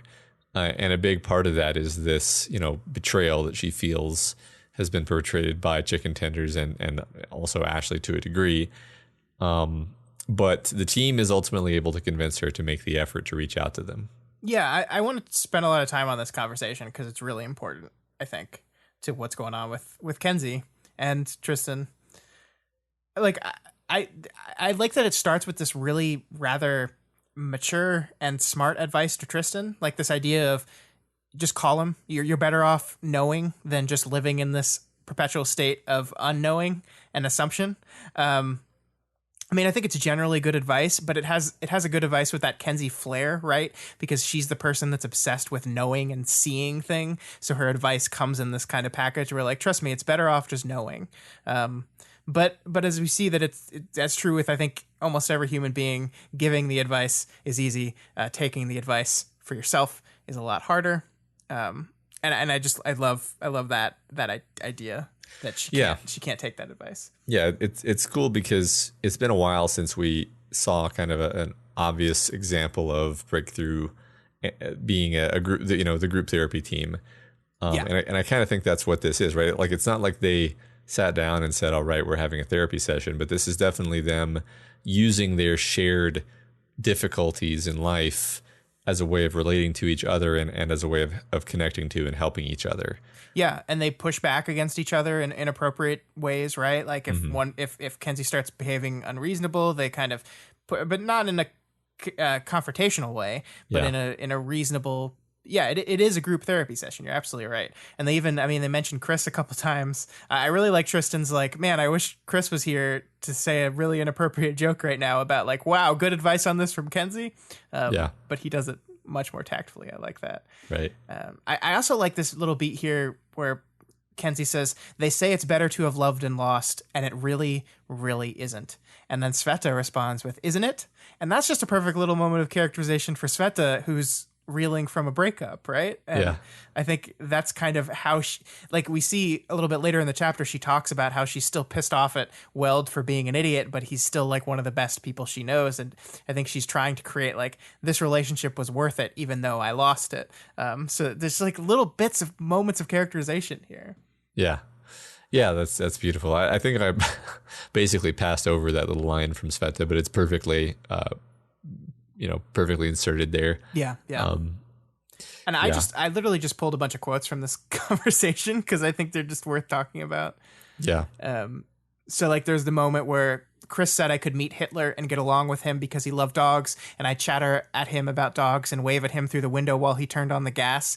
Chris said I didn't see the bad enough, so maybe it's the opposite, and I didn't even pay enough attention, which is one of those things that is not wrong, but is told in the worst Chrissy kind of way. And I like Sveta's response to this is like, that might have been true when we first met you, but that's not true anymore. And the fact that you called out Chris is evidence of that. And it makes me sad that Sveta like just shrugs. She doesn't Kenzie just shrugs at that. She doesn't like take that and recognize that as a symptom of her growth. Right. She's so beating herself up right now. Yeah. She's very reluctant to acknowledge what they're saying. And I think they're right. Like, I think again, I've said this a few times now. I think she has grown. I think all of the things that seem like growth are actually growth. I think that she's understandably reeling from basically feeling like she hasn't grown because she's just lost everything. Yeah. Every single human being in the world, if they lost their best friend and found out that their teammates didn't want to be with them anymore, would be in a shit mood. Like, just because that happened to you doesn't mean that none of your progress has been worth it. Yeah. And that's what she sees right now. And they're trying as hard as they can to convince her of that she's wrong there.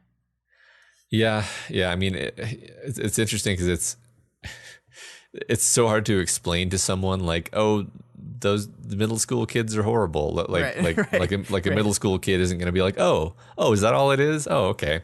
Like, no, they're going to take it extremely hard. So yeah, and people talk differently when they don't think the person can hear them, and it's not good, right? It's not like a good thing to do, but you can't always draw the worst possible conclusions because of what someone says in frustration about you when they don't think you can hear it. That's just kind of what people do. And like, that's why like the idea of having like mind reading powers is like something that terrifies me to my very core. 'Cause I don't want to know what people are thinking about me at all times. It's just not good. It's not healthy. Yeah. Right. It's a kind of social safety valve, I think, and I don't know. That's a whole complicated topic unto But itself. I just don't think it makes you a shitty person, and it doesn't mean that that person has done anything wrong if you vent to someone else about someone's behavior that's frustrating you a little bit. But to Kenzie, she can't see it that way. There's definitely lines you can cross where it crosses over from venting into like, man, fuck that person. Let's exclude them actively and oh yeah, absolutely. And I'm not saying what the chicken tenders did yeah. was good at all. But I don't really see any evidence that what they did crosses a line into bullying. Like I think they were just very understandably kind of freaked out by Kenzie being Kenzie. Yeah. And needed to talk to somebody about it, you know? So like it seems reasonable. Yeah, so. because people can be cool and still make a mistake. Yep. And if you ask them, they'd say you're cool, but you made a mistake by reading what they said in private. And that is true, that she betrayed their confidence a little bit there. And so like I think she sees a lot of she sees it's her fault that they said these mean things, but she does need to own up to the mistake she did make, which is betraying their privacy. Yeah. It's not her fault for what they said. Like, right. You don't they need to own the mean things they said about you in private, but you need to own the fact that you shouldn't know about these things unless you violated them in some way. Yeah, yeah. And that's what they tell her. And that's kind of where we leave the conversation, right? That is going to happen, probably. Yeah. We don't know how it's going to go, but that's what's going to happen. Yep. Cool. Then we have this part that we need to address because I think people will riot if we don't address it. But I stared at these 3 paragraphs for so long, and I don't know how to read it in any other way than the way I'm forced to read it. Because Sveta is talking about her complex relationship with Ashley. And she says, Armstrong was so proud of how well she was doing. It really affected him that she was gone, you know? I can't say I felt exactly the same. I never really felt... I don't know how to put it. She wasn't someone I clicked with, not in a general sense, but I have a ton of memories of conversations like the one I mentioned to you a bit ago, Victoria, about Ashley wanting to be a Case 53. Times our differences made the bridging of the gaps feel really meaningful. That makes a ton of sense, I said. I kind of feel the same way. Probably about very different things. Sveta smiled. Very different things. So, Matt. I don't know why you read it that way. Because she said that's how you read things when you smile. Okay. So what does she mean by those very different things, Matt? What is your interpretation of the scene?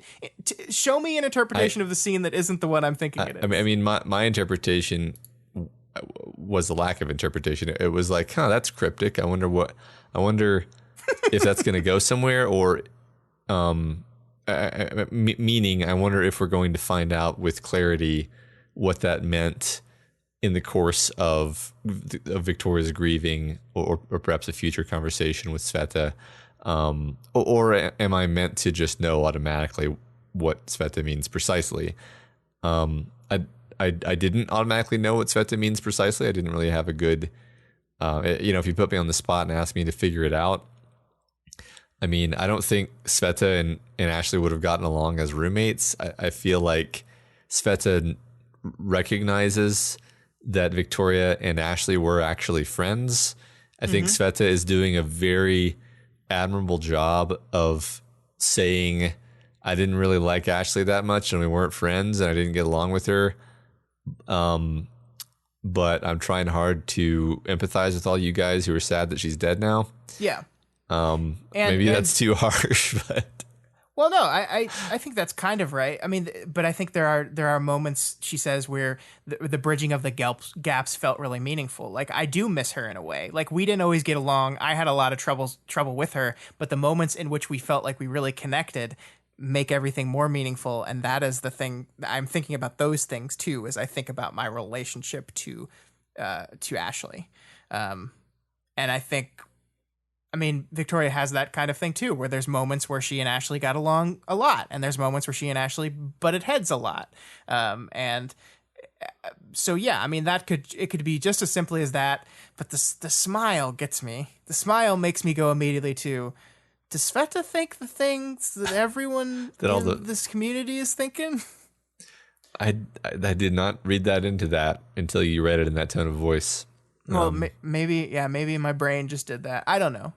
I mean, that's there. That's definitely a possibility. Well, and it's been in the text before. That's what I keep going back to. Like, I know the diary was fake, but the diary put some stuff in there, right? Yeah. The diary was fake, but it was made by people who were watching and analyzing subtext, right? It was subtext. So I guess we'll have to bring Damsel into the story and solve this mystery for us. Yeah. Damsel, please figure out the subtext. All right. Glad we sorted that out. Sure. So they go. Did we? Yeah, absolutely. So they go to check on Rain, and they find him talking shop with Bullet Time. Rain seems to very much enjoy talking about manly stuff with a fellow Joe Rogan listener. I don't listen to that podcast, so I don't understand the reference. Oh, I just assumed that Bullet Time and Rain were both Joe Rogan listeners based on their personalities. Because is that like a really manly podcast? I mean, yes. I mean, like every episode he talks about like bow hunting and shooting elk and then eating the elk and then driving in his muscle car home with the elk. So. All right, so here's what I'm going to say about this. Those of you that are doing your shipping thing, have your fun. I'm not going to rain on your parade. Enjoy yourselves. Enjoy it. I'm not gonna sit here and analyze this thing and say, no, you are wrong and here's why. I don't care that much. Go have fun. I was very much against this idea of shipping when we first started this podcast, and people have shown me the light, and I don't do it. I don't like doing it, but I'm also not going to criticize people for stuff that they enjoy doing, right? So just go for it. Like, do your thing. What I want to talk about here in this thing is I want to talk about the most important part of the conversation to me that I think is maybe getting a little bit lost in all this talk. I think there's this line in here that we need to talk about. This line where he says, we were sharing stories, but didn't feel like one-upping one another. It was nice. And I think that's really important. I think that's really important because I think it's showing that regardless of what type of relationship this is, Rain was raised in a cult that put a huge amount of emphasis on these traditionally masculine things, these, I guess, Joe Rogan-y type things, right? And part of that emphasis in this organization was this kind of drive to pit people against each other, to compete against each other in this hierarchical system that like to win the strongest is awarded the best woman, whatever, that kind of regressive bullshit. Under that lens, outside of Breakthrough, who the men in Breakthrough are definitely his friends, but they are closer. I think they're closer to his family, right? I think I can say that at this point. Like, these guys are more than just friends; they're like a family. I don't think Rain's had a relationship with another guy that isn't framed in that competitive, like, toxic masculine bullshit that came from his origin. Yeah. So this moment of just meeting another person that is interested in the same stuff he is interested in, that is just is fun to talk to about the stuff, to swap stories about the different things that they built and the different things they've done, and that there is no one-upping here. There is no feeling of competition. That is so refreshing and so different for Rain. And I think that's so important for him, and I'm so incredibly happy for him that he's gotten to a place where he can have like relationships like this, friendships like this, whatever you want to call it. I don't care. This is so important for him as a character. Yeah, it's awesome. I mean, I think that was my take as well. The idea that it's totally a thing that you know, men can just socially click and bond very rapidly over shared interests and hobbies. Yeah. And that's I was like, yeah, that's what this is. And it's actually super nice when that happens. Like, it's the all of the jokes about bromance and so forth. Like, that's referring to the phenomenon that dudes who are not sexually interested in each other can totally think another dude is super awesome and want to be their best friend after just meeting them and so forth. Like that was my read on what's happening here. Sure. Yeah. And I'm not going to say any other read is wrong. I'm not concerned enough. But yeah, I just wanted to focus on the importance of that as a new, exciting, important experience for a guy who every and let's remember, he was like the shitty one of the group, right? So like, yeah, he was in competition with these people and losing constantly. Every man he knew in the Fallen camp was superior to him, quote unquote. And so he's never been in any kind of friendship where that doesn't matter. It doesn't matter who's better at what, or we just like the same stuff. We just like to talk about it. And I'm just happy for him. That's good. Yeah. I'm glad for Rain. Yeah, right. I mean, and in terms of like what reading is correct, it's like I don't know. This guy just showed up in the story. We'll find out. See. Like either we'll never hear about Bullet Time again, in which case I guess it didn't matter that much, or we will, and then we'll probably get a little bit more clarity. But either way, you do you, everybody. Yeah, I mean, that's what I mean about my dropping my guard about the shipping stuff. Is I think when we first talked about it, I was very like, no, it's stupid. Why do people do that? I don't understand it. I don't get it. And I was very resistant to that. And just to be honest, a kind of insulting way. I don't care about it anymore. Like, knock yourself out. Have your fun. Life is hard and often shitty, and take your fun where you can get it. Yeah, right. Well, I mean, like on some level, shipping while reading a book is just something that happens automatically as you're like, oh, I wonder is this a setup for these characters getting together? Yeah. It's the part where like every single interaction is read into in a way that is sort of not supported, that we begin to kind of be like, what is the point of this exactly? But right. Yeah. But again, and the answer is we will see. Yeah. Right. Yeah. So there's this, I just, as we wrap up this conversation, there's this moment where Rain's talking about Bullet Time and saying he grew up in a place where they did that, except his family was among the people who stayed. He said he shot someone before he was Kenzie's age. And Kenzie's response is, I shot someone before I was my age. Flash guns don't count. I love that interaction. And it made me think about all these moments throughout this entire conversation where there's these fun interactions between members of Breakthrough. And you know what it made me do? It made me miss Ashley. Because I think there's these, like, and I don't even know if the conversations were consciously crafted to make it feel like there were these hilarious swan song holes, or if it's just what happens when you're so used to a character being involved in these kind of group therapy sessions and putting her opinion into these things, and then they're just not there anymore. It was very jarring for me when I realized that. I'm like laughing along at this funniness, and I'm like, oh, I could really use a swan song comment here. Yeah. I mean, her brand was a great addition to the humor style of their group, and it's absolutely missed. Yeah, it's a great way. It's a great way to make us miss it in either an intentionally or unintentionally way. I like it. Yeah, cool. Good point. Now I'm sad. So the team heads to meet Nieves and Dinah after hearing that they've come to talk to the wardens. Finally. On their way, Naphtha asks if they're interested in fighting the Sleeper. All right, Matt, let's talk about the Sleeper. Do we care about the Sleeper? I mean, it's a fun mystery, right? To me it's a fun joke that I don't think matters. Like I don't know. Maybe I'm not reading enough into it, but like I had someone comment on Twitter. It's like, I'm surprised you didn't have more reaction about learning more about Sleeper. And I was like, do we learn more about the Sleeper? I guess we learned he's stronger than Alexandria and smart. He's just the most dangerous thing you can imagine within the context of this universe, basically. Yeah. See, I'm kind of a sucker for the mystery in the background that you think you want to know more about, but you don't actually, that is never explained. Like, sure. Like I never want to understand like where Cthulhu comes from. Like I feel like every time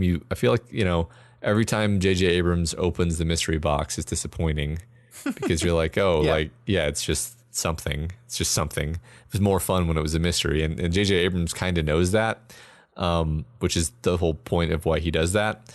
But in this case, I feel like this is kind of a meme, right? But also like it's I don't know, it's just fun. It's just kind of ineffably fun for me to have elements like this in a story. Yeah, but I mean, if that element suddenly became a huge important part of the story, I don't know how I'd feel about it. Like actually started mattering to the like if this arc was the fighting sleeper arc. Yeah. Yeah. I'd be surprised, but the thing is it would be in a way that made sense, right? So I mean, yeah, sure, it would, but like I would just be like, I don't know. I just people ask me my opinion on the sleeper is I don't care. Yeah, it's I mean, my opinion on the sleeper is an intentional background horror element. Sure. And if the sleeper is ever foregrounded, then it will immediately basically permanently cease to be a backgrounded horror element that will actually become much less horrifying and more of just like, it's an enemy that we have to fight now. Yeah. Yeah. So like, I mean, this isn't to take anything away from Nursery, because Nursery was ultimately very satisfyingly horrifying, but like you it's hard to even put yourself in the position of like not quite knowing what Nursery was capable of, and the like creepiness of being in her domain and you hearing like the slurpy sounds coming from the cribs and everything. Like remember when that was all we knew and we were just like, oh my God, this is so creepy and atmospheric. Now you just know that she can turn a whole area into a bunch of grasping fetus tentacles. Yeah, so that's such a different thing though. Well, like, it's a different thing, but my point is once you leave the domain of mystery, you can't really go back to the domain of mystery with that thing. It fundamentally changes how that element operates in the story from that point on. Yeah, true. And even in retrospect is I think my point. Like I don't want to say it would ruin the sleeper for us to fight the sleeper, but I feel like it would kind of ruin the sleeper in terms of my current like Lovecraftian background element concept of the sleeper. Mm-hmm. Yeah. So yeah, no, I think you're right. You're right. So yeah, I don't see it. I don't see it coming to the foreground is basically what I'm saying. I would be very surprised. But I think the point is here, to getting beyond that specific thing, is the chapter is taking these long established threats, the machine army, the sleeper, whatever the fuck is about to happen in the city, and just kind of poking at them and reminding us that they're there. And we know that devastation is going to happen in this city, right? We know this is going to happen, and it's going to happen soon. It's why our characters are evacuating the people. We don't know what it is or where it's coming from. So we have all these threats kind of swirling around, and we have no idea which one of them is going to be the one that sets off the collapse, quote unquote. And meanwhile, our characters are kind of like sidelined in that they can't do anything about any of them, right? I think that was the kind of the whole moment with them, Naphtha, like, trying to get people to do stuff. Breakthrough didn't do any of that stuff because they couldn't, right? So I think like what we've done is we've shown all these existential threats and these giant moving pieces that are happening, but our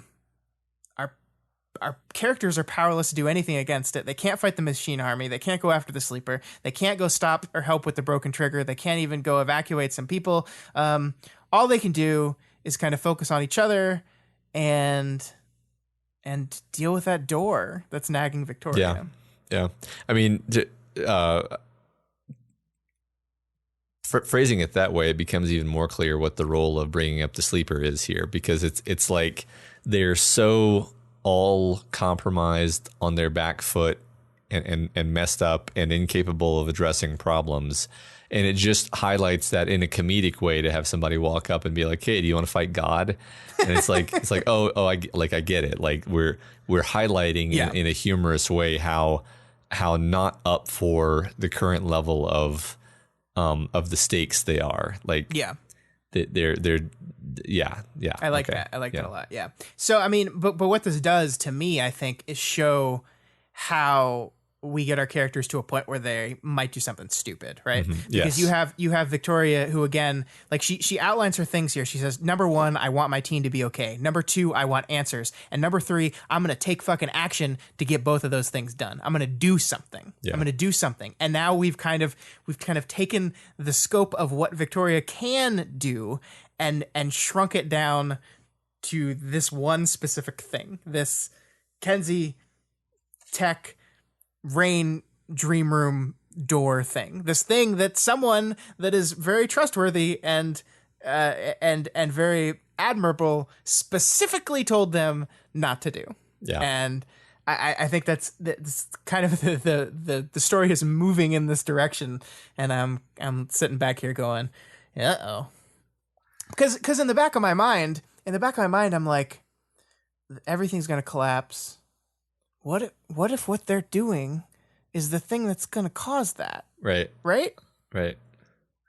Yeah. I mean, I think that's, I mean, it's a story, right? It's a story. And, Right. and just like the fact that we're set up in this situation and we have this foreshadowing dating all the way back to Glowworm, where Kenzie is talking about making a camera that can take a picture of the shard or whatever. I'm pretty sure that was in Glowworm, actually. I might be wrong. I don't remember. But like that's definitely going to be involved in the climax of things. Yeah. So Yeah. yeah, absolutely. So they eventually do get to Dinah, and we find out that Dinah is warning the wardens in the strongest possible terms that Contessa is not on the up and up. Contessa has destroyed all Dinah's work to manipulate the populace and to keep things from boiling over. One of those things was murdering Kurt, who in retrospect, it almost seems, it seems like killing him wasn't even part of the attack on Teacher. It was just part of like a different, bigger plan. I don't know if I'm off base on that, but like, says Dinah. yeah, well, and then, I mean, so I don't know how into the weeds we want to get at this exact moment, but like, then you have to start asking, like, is Dinah playing her own game to try to discredit Contessa? Like she's not necessarily, I mean, we're somewhat positively predisposed toward Dinah, but we don't know what's really happened in the last couple of years. We don't really know. We don't know if we can trust her, right? No, we don't. And I mean, we had this moment at the end of last arc with Contessa where it really felt like, hey, look, she's grown. I mean, we pointed that out. It's like she's like, I'm done with the utilitarian option anymore. I'm not going to play that. And of course, that could have been just more manipulation. She's saying that because that accomplishes a specific goal she's trying to do. We get this. Dinah says that the person who blew up the mayor's car was not an anti-parahuman faction.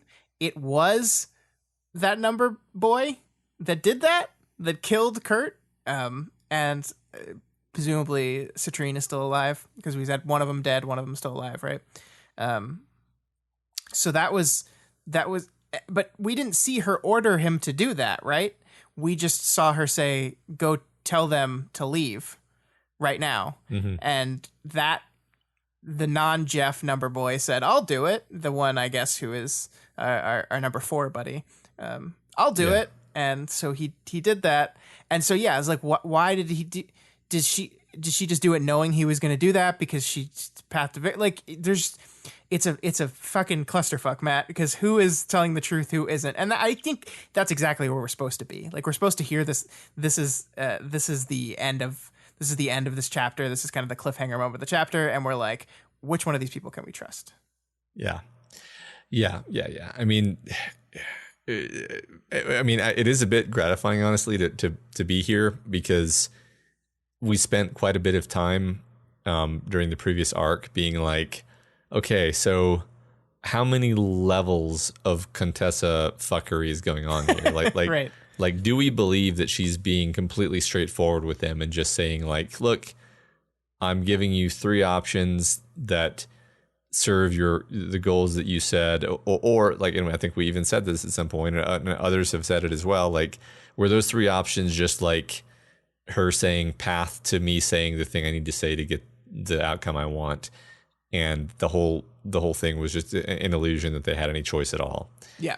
I don't know if we have the answer to that yet, but it's seeming like, yeah, what she was doing probably wasn't as earnestly democratic as she wanted it to seem. Yeah, I mean, I think in anything, the truth is going to be somewhere in between both perspectives, right? Like, it's not. I don't think Dinah is going to be most in her accuracy, but I don't think Contessa is clearly the to me. This Contessa moment like gives the heroes some good news, right? It's like, okay, she's changed, she's recognized that this path isn't the right one. Now she's on the side of good, and she's going to help them accomplish their goal in a way that isn't quite so cruel and destructive. And yay, we get to feel comforted about that. And then this swoops in and goes, actually, no, you can't. Sorry. I don't know what to think. I there's part of me that wants to trust Dinah here, that wants to believe that she's telling the truth, that like she's been manipulating things behind the scenes to kind of like, manage the anti-parahuman sentiment. And that's one thing we can say is that we're arc 16 into this book, and the anti-parahuman stuff has been established from the very beginning. And we've kind of been talking about how this thing's been boiling, but it's never boiled over. And in part of my mind, I was like, why isn't that happening? Like, you've kind of figured it would happen by now. And what we're kind of being told here is that Dinah was doing that. She was managing that. And that's kind of why it hadn't boiled over. Yeah. But that's gone now. That's true. Yeah. So, I mean, I think there's definitely, like, I'm not saying we can't believe anything she's saying, right? But I'm also not saying, like, when precogs are fucking with each other, it's just like the people in the middle are just like, Jesus. Yeah. I mean, can I just say that this type of storyline is like crack to me? Like, This is definitely a Matt storyline for sure. I mean, you just said you don't know what to think, and I'm like, yeah, this is like exactly the state I like to be in, because it felt like at the end of 15, like, okay, we wrapped it up. They won according to outcome C, which was what Contessa said would happen. Everything that Contessa said would happen has happened. So I guess that we can take what she said at face value. And now we're put back in the position of being like, nope, that was all just a plan within a plan within a plan. Yeah. And we're back in a situation of analyzing and second guessing, which is what I like to do. Like, that's how I like to interact with this kind of story. So yeah. This is the catalyst for the disaster you're anticipating, and it's her. Infighting to distract your capes, her. Just like you said she had you do to distract and scare off teacher. Mm-hmm.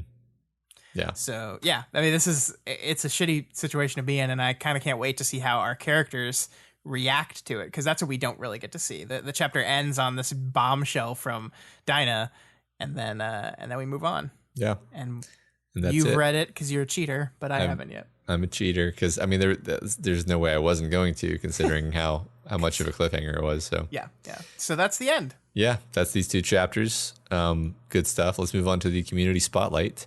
The previous week's discussion question was, what is the most impactful character death in written fiction? So this is a tough one, Matt. Yeah. I don't know what to do here. Well, I mean, I think there's only one thing we can do, because either we're going to spoil every important and dramatic written work in the English language and possibly also a few other languages, or we're just going to have to read people's names and then mention the story that they read. Yeah, maybe if they outline something in a non-spoilery way, we can read that. But yeah, but probably not. I think maybe if it's like an extremely famous thing, then we might just mention it. We'll play that part by ear. Sure. All right. First from Das Niveau.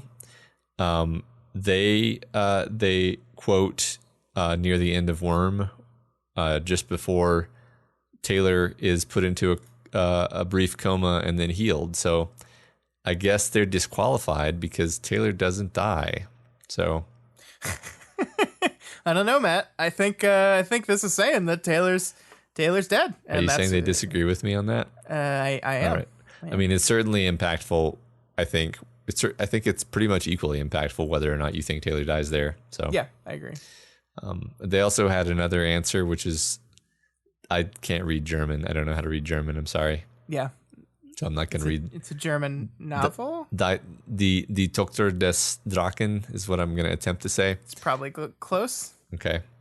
I don't know what that is. Me neither. Okay. But I'm sure it has a very impactful death. Yes. Okay. All right, next up we have Megafire, who lists Shepherd's Crown from the Discworld series. I can't go into anything. Yeah, I've never really read any of those books, so I'm actually disinclined to even read that answer, unfortunately.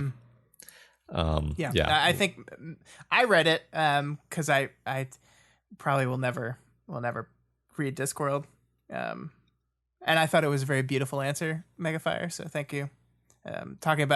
Speaking to Terry Pratchett's death specifically and how it relates to a death in the book. So yeah, that was, some people were talking about the fact that Terry Pratchett's death was very sad to them as well. Nugget Blaster 69 mentions the Red Wedding in Game of Thrones, which you guys know what that is. Yeah, and if you don't, then the Game of Thrones, the books are really good. The books are. I would be curious if anyone listening to this podcast doesn't know what that is referencing. Yeah, that'd be fun. Let us know if you don't know what the Red Wedding is. Just I wonder how just universal in pop culture that is now. Yeah. Next we have BWU 256, who says Bridge to Terabithia. This book fucked me up, Matt, so I completely understand this reaction. I think it was one of the first books that I read that really dealt with death in a very kind of visceral, shocking, specific kind of way. So I completely agree. It's good. It's a good book. I still don't know how I feel about this. I don't know if it's healthy to just ambush kids with that kind of thing, because I was also like non-jokingly like extremely upset and depressed by this book, and I was like, man, I don't know. I don't know. I'll have to think about this. In an ideal world, I think you read the book and then you have a conversation with your family about it, and you kind of work through that process with some adults who can help you with that. Right? I mean, yeah. It also would have been nice if whoever handed you the book would have been like, "This book is really sad." That's a spoiler. But then at least you can prepare. But you don't even know what that means, right? You just know that you need to prepare yourself for something sad. I suppose. I don't know. I suppose. Sarah Penguin chooses best girl Ashley. And they say Ashley is a very endearing person. She has just the right mix of sass, wit, being badass, and compassion to make you care for her. She has 9 lives, curls up with her sister to sleep, and can be catty, so she has great cats, and cats are cute. So she is a great cat, and cats are cute. In Eclipse, she is lost and alone, seeing days as bad or soon to be bad. She clawed her way out of that lonely existence and found good days in people she cares for. She had some setbacks, like killing beasts of burden, but she refused to give up and kept working at making a happy life for herself, caring for Kenzie and Victoria, even helping Sveta during the breakup. Her refusing pain meds and taking more of her medication shows how much this life means to her. The original damsel probably would have never taken meds in the first place. Just as she earns the life she works so hard for, it's taken from her. Then there's Kenzie and Victoria, with how much Ashley helps them, losing her will to be a big void and emotionally devastating for them. Losing her will be a big void and emotionally devastating for them. Sorry about that. Yeah. Yeah, I mean, we talked a lot about Ashley, and I loved this answer. Obviously, recency bias makes me give this exact same answer to the question, just because this was a really impactful death for me as well. I 100% agree with everything Sarah Penguin said. I'm so happy that Ashley got to live the life she wanted, and she got to be the person that she wanted to be, not the person she was struggling against. But yeah, it is very sad that she's gone. Yeah, I agree. All right, next we have Hero of Old Iron, whose answer is a huge spoiler for Book 3 of Brandon Sanderson's Stormlight Archives. I didn't click on it because I'm definitely going to read those books. So the people that have read it probably know what he's talking about, but I don't. Yep. So. Speaking of spoilers for things, Cal Subalu, V2, and July 83 both gave answers from Twig. Those were pretty heart-wrenching. I agree. Yeah, Be great. Twig. Thanks, guys. Now I know characters die in Twig. Oh, Ruined. No. Oh, no. Ruined. Wanson picks Life is Strange Season 1, a death in Episode 4 of that serial video game. Again, I'm not going to spoil it because I think there's probably some people listening that have not played that game and want to. But, man, I agree with this answer. I did the exact same that Wanson did in the choice presented in this game.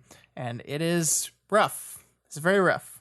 Yeah. I read this answer even though I haven't played this game because I don't know if I ever will, but maybe I will now.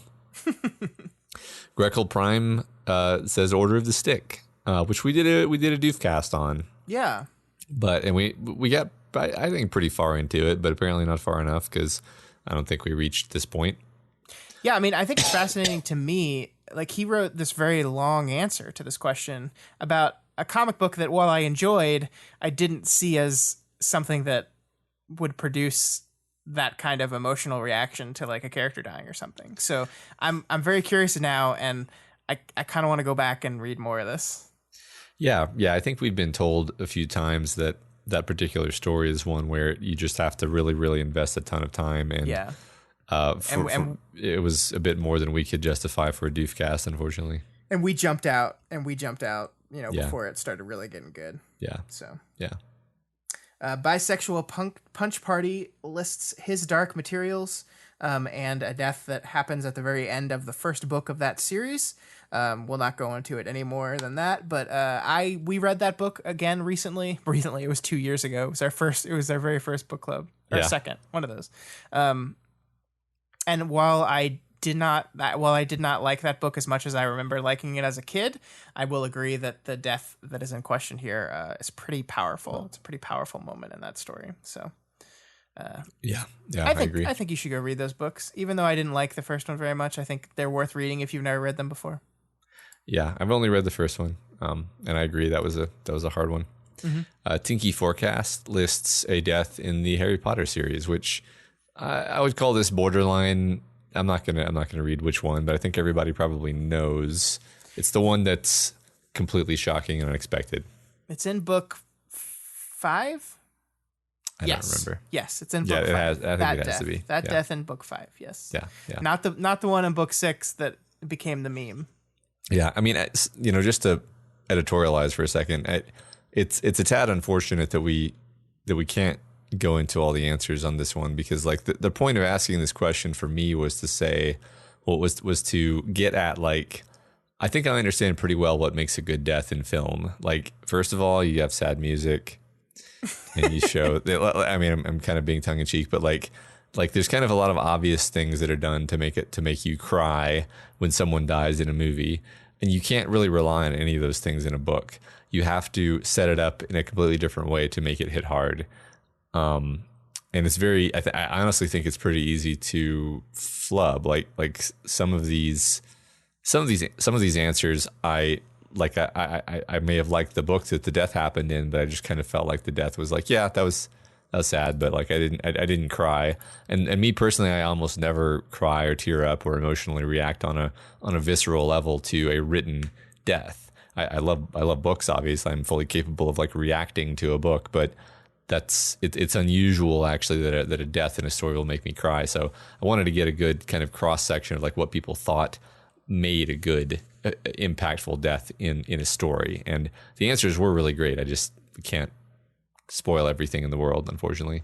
So yeah, I completely agree with that. And one thing I'll say is that the thing that I liked is that these answers actually brought about discussion in a way that some of our other answers don't.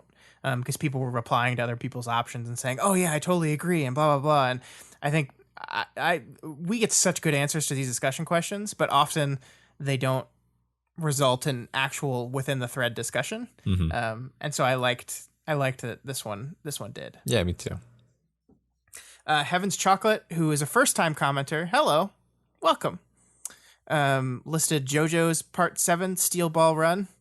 I can't make any comment about that at all. Yeah, I don't know what any of those words mean. It's a manga. That's all I know. Oh, okay. Colin Arrow 985 lists Wizard's First Rule. there's some death in there. I don't know. I never read that story. Yeah. The interesting thing, the one thing I did want to say about Calanero thing is they even claim it's an odd choice for them because they don't actually like this series or this book very much. But there is the death of a character in it that sticks out to them really strongly in ways that I can't say. But cool. I think that's really fascinating. It's a really interesting answer because it's different. I would suggest go reading it. Did I take yours? No, you're. Oh. I read that one, and then you. Okay, sorry. We have Running to the Food. I love that name. They talk about Vista a little bit and how hard Vista's death hit them. Death, quote unquote, hit them in the story. They had liked her in Worm, but really came to adore her in Ward, and how she's older and has come to terms with herself as a veteran, a fighter, and a survivor. Her interlude chapter in Worm stands out because of her unrelenting sense of fatalism, and it was distinctly disturbing to see that through the perspective of a 12-year-old girl who had lost all of her friends and wouldn't let herself cry. They said that fast forward to Ward, where Vista has learned to channel that cynical fatalism through dark humor, edgy eyeliner, and fantastic swears. It's still there, but she seems to have conquered it, to have grown and developed in spite of it. But then, when we're led to believe that March kills Vista, Running to the Food thought that the text was coming full circle and legitimizing younger Vista's fatalism by concluding the story of the child soldier. She was forced to grow up too fast, and she died too soon. It made all Vista's progress seem futile. But then, she's not dead, so yay.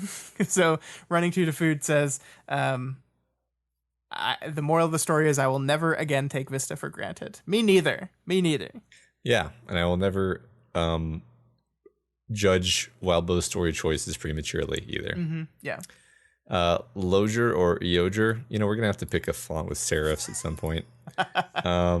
Says a death in Guy Gavriel Kay's The Lions of Al Rassan. So you people that have read that probably know what that means. I don't. March Was May picks Chronicles of Narnia, and they pick an interesting thing, Chronicles of Narnia. Their argument here is that this death was not... they were not moved or affected in an oh so beautiful way, but in more of a what the fuck way, as in that it was kind of pro-death propaganda, they said. It's been so long since I've read Chronicles of Narnia. I remember what March Was May is talking about. I don't remember and enough to be able to say, oh yeah, you're totally right. So yeah, right. The way that bit reads is completely empty of emotion, and it's not until you think about it later that you're like, oh my god, this is a nightmare.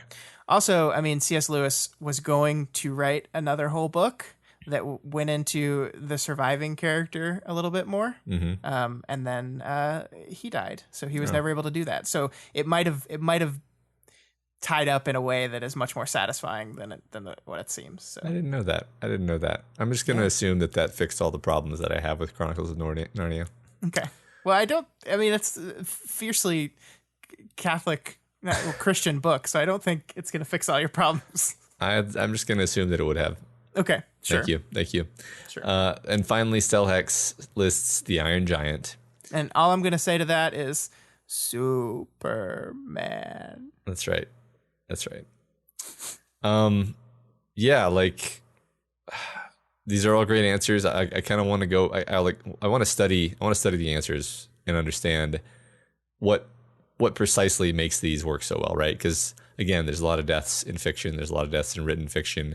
Sometimes they feel like nothing. Sometimes they hurt a little bit. Sometimes they're just gutting and they ruin your day, and you're just walking around in a funk for the next week and a half. And I'd like to understand why some work so well and some don't. So what do you know the book that's made you cry the most, if any? I really can't think of any book that has made me cry. And I'm not saying that that's because it's never happened. I just don't think I process written words that way somehow. I don't know. I have all kinds of other reactions. You're a soulless monster. I get it. I understand. Yeah, no, it's weird because books will I'll totally be really sad about it. I just won't necessarily cry. Whereas movies are much more likely to make me tear up in that moment. I agree with that sentiment. It is much more likely to happen with me in movies, but books have definitely made me weep. Man, The Fault in Our Stars. I don't know if I read that at a time where I was just like primed to be emotionally devastated, but that I wept while reading the end of that book. Yeah, I feel like I need to think about this maybe, because maybe there's somewhere I'm just not, my memory search algorithm is just not, I'm not using the right search terms, as it were. Maybe I'll look through my Goodreads bookshelf. Such a cold, calculated way of answering that. I'm just turning into the skid of me being an emotionless drone. Got it. But yeah, I could look at my Goodreads bookshelf and really try to be honest with myself. All right, well, that's the discussion question for last week. This week's discussion question is, how do you relate to Victoria? Yeah, and we're not talking about like brother or sister here, folks. No. What part of Victoria's personality do you relate most to? Which do you find yourself attaching yourself to? Or maybe how are you not relating to Victoria would be a good twist on that as well. Yeah, there were some things in this chapter where I was just like, yeah, these are things that I relate to as a human being, like character flaws that I have or character traits that I have, and I was like, yeah, that's always important in reading, especially for a protagonist. You kind of want to anchor your character, so let us know. Yeah, and I think it's a signal of the strength of the writing that I think there are many anchors to attach yourself to on Victoria. I think the parts of her that I relate to are probably very different from the parts of her that you relate to. Yeah, maybe so. That's cool to think about. Yeah. Well, that's all we got for you this week on We've Got Ward. You guys are all part of this show, so feel free to provide us with advice, thoughts, or questions on this week's reading. You can reach us via email at gotwormpod@gmail.com or over on Twitter at gotwormpod. My personal Twitter is at ScottDaily85, and Matt's is Solus Emotionalist Mordinamail. That's right. If you're not already subscribed to We've Got Ward, we recommend you do so and never miss an episode. You can find us on all the major podcasting platforms. You changed it. I was not prepared. As always, you can find this and all the other shows we do, including our brand new show, What You Say, over at our website, doofmedia.com. You'll also find Do the Right Thing, Deep Impact, and our book club over there, which is coming up next week. Yeah. Oh, that's exciting. And what book are we covering, Scott? The Well of Ascension. Yes, that's the one. Thank you for covering me on that. The second Mistborn novel. So if you're into Mistborn, you can participate in the book club in real time, and it'll be totally awesome. Mm-hmm. And if you like any of our shows, any of those shows you just heard listed, consider donating to our Patreon account, patreon.com/doofmedia.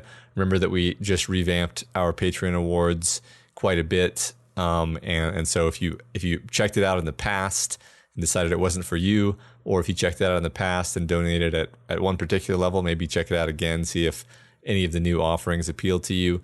As it stands, you get to vote in our fan art and costume contests, join our Q&A sessions, access to our live streams of recording sessions, participate in our Discord chat, and engage it with us in like a monthly hangout thing.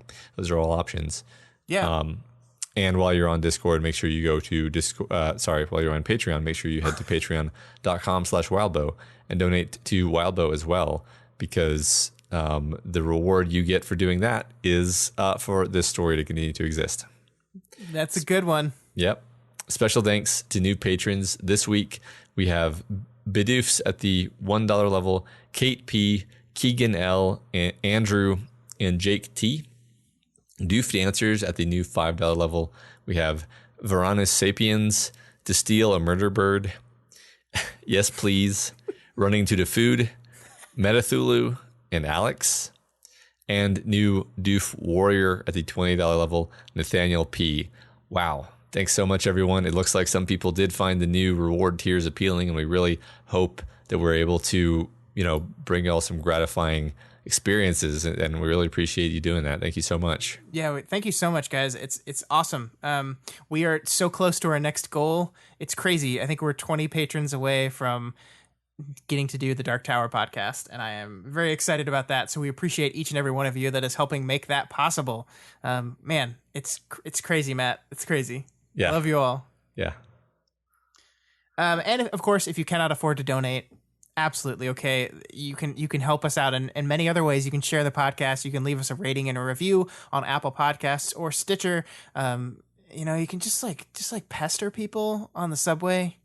Just say, hey, Yeah. hey, read this book, and if you're curious, what you're supposed to think about the book, listen to these guys talk about what they think. You can use one of those boom boxes and just play it on the subway loudly. That'd be amazing. And I think that would probably improve everybody's day. Yeah, they'd be like, "Whoa, what is that? That sounds really interesting.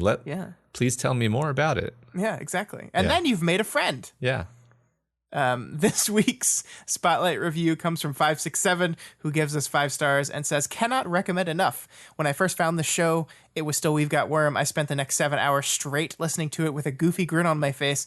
This show is a delightful mix of nostalgic recap, bright insight, the vicarious joy of someone experiencing the story for the first time. Even though I had reread Worm multiple times, Matt and Scott's deep dive every episode exposed new sides to the story that never occurred to me before. Following the show definitely deepened my understanding and enjoyment of an excellent story. Now that the show has caught up with Wildbow's publishing schedule and Ward, Matt and Scott can afford to spend even more time analyzing what Wildbow is trying to accomplish with each story beat. We've Got Ward has become an integral part of how I experience Ward, and I cannot go back. I look forward to each episode as much as I look forward to the new chapters." That's the most compliment ever. Yeah, that's a lot of responsibility to consider. I'm terrified. Yeah. The chapters are way better than what we do, guys. Yeah. I mean, it's also an integral part of how I experience Ward, but in a very different way. Yeah. We also got this review from this Elliot Diebold guy who gave us 5 stars and said, "This is a pretty good podcast. It's no deep impact, but it's all right, I guess." I don't know what this guy's doing. Oh, my God. Sounds like a real jerk. Yeah. Wow. Really appreciate that, Elliot. Thanks for the praise. All right. Awesome. Well, we're just starting out with From Within. Wow. Sorry, you wrote something different. I don't know what to do with this. Let me read this. Sorry, let me try again. Okay. We're just starting to find out what comes from within. So join us next week as we continue to explore this arc. Was that so hard? Well, I wasn't expecting content. You got on my case about forgetting to change it.